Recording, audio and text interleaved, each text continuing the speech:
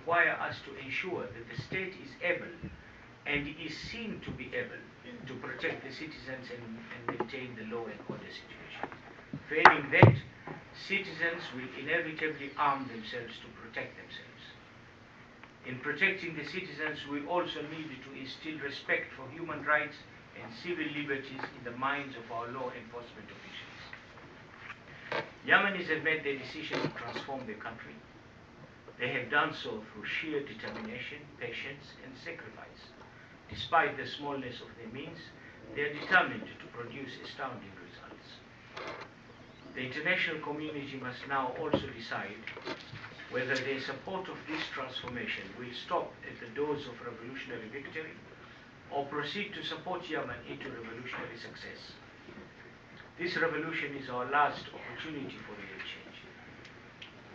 Should we Yemenis and the international community lose this opportunity, I hate even to think what the consequences will be in Yemen, in the region, and internationally.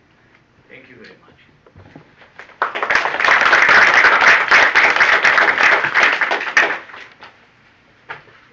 Some questions and comments?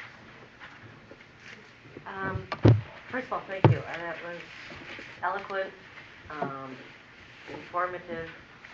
It's one of the best presentations on Yemen I've heard in a very long time, and you made some superb points, and wish we had time to go through all of them. But one I would like to start with, because you talk about the importance of the national dialogue and moving forward, establishing the institutions, and the issue of the South and Southern secession, or possible reintegration or federation.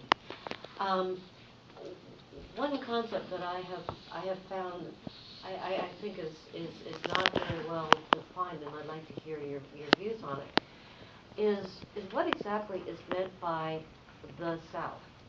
I think most people tend to default to the old Yemen Arab Republic, People's Democratic Republic line. But that line, it follows a certain topography, but it doesn't really follow anything else. And the old Pidri was an odd amalgamation itself of a British Crown colony and a number of protectorates that governed themselves very differently. So in kind of 1990, you had two political economies made up of two political economies being stapled together. Because in the north, you not only have the highlands, you have lower Yemen.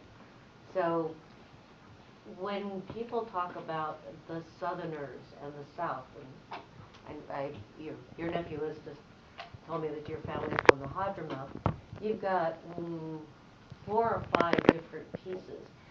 How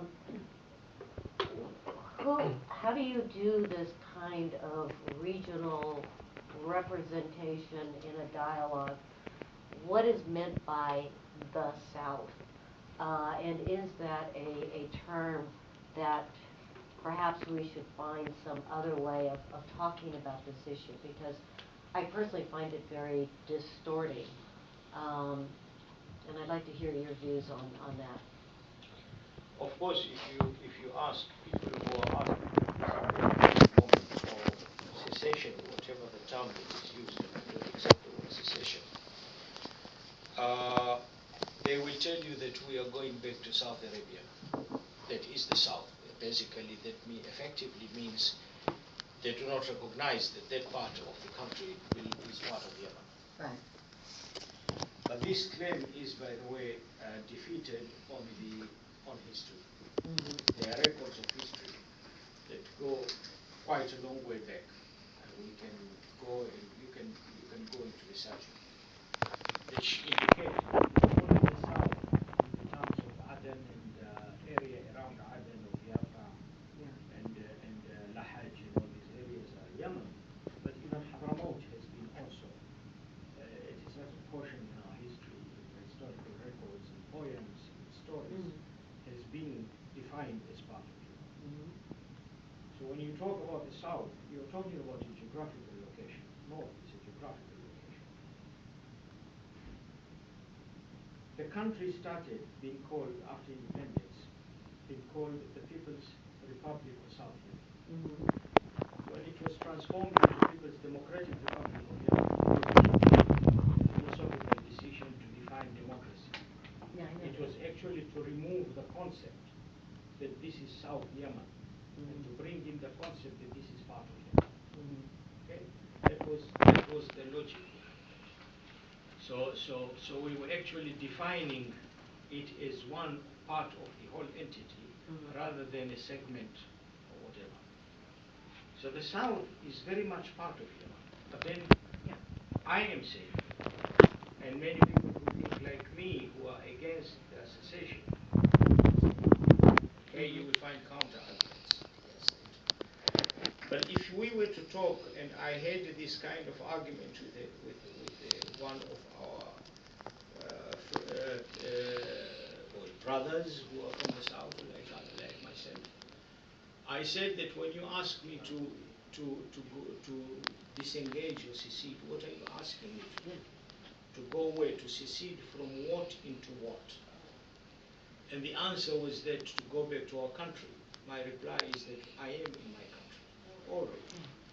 So if you take me back to the South or South Arabia, you are telling me to be South and Arabia, one of the 300 million people. It doesn't make sense. There are 300 million Arabs. I have to have an identity, and the identity is Yemen. Mhm. It's not Arab, it's Yemen. So it's not South Arabia, it is Yemen.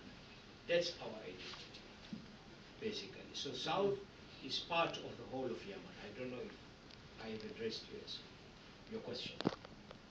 It's part of the whole of Yemen.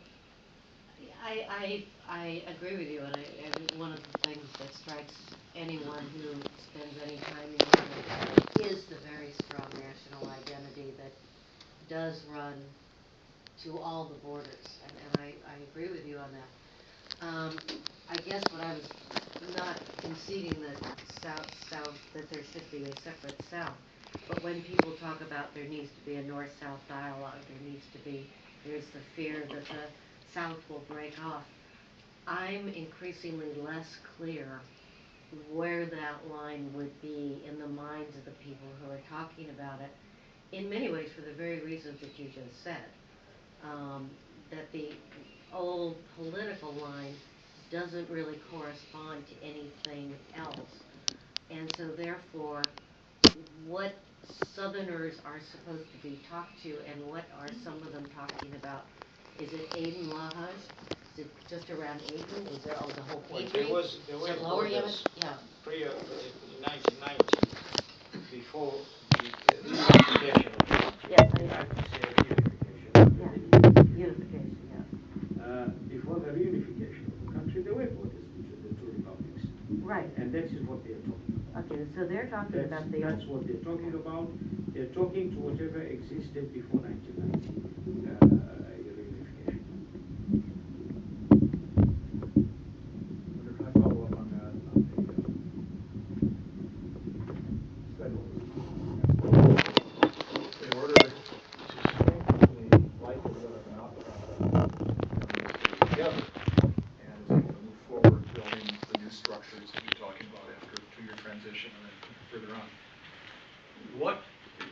what kind of federalism might actually work in this situation, if you think federalism could work? Because federalism itself is a very elastic concept. It can be much or it can be little. But are there some core elements or whatever that you think would be very useful to keep the South and the North, whatever, together, that would build on their Yemeniness? Okay. I think it goes beyond the North and South. But let's talk about the North and South for a second. What is being proposed is a two-state federation. Those who are proposing a federation, a two-state federation, which basically means that we are going to redefine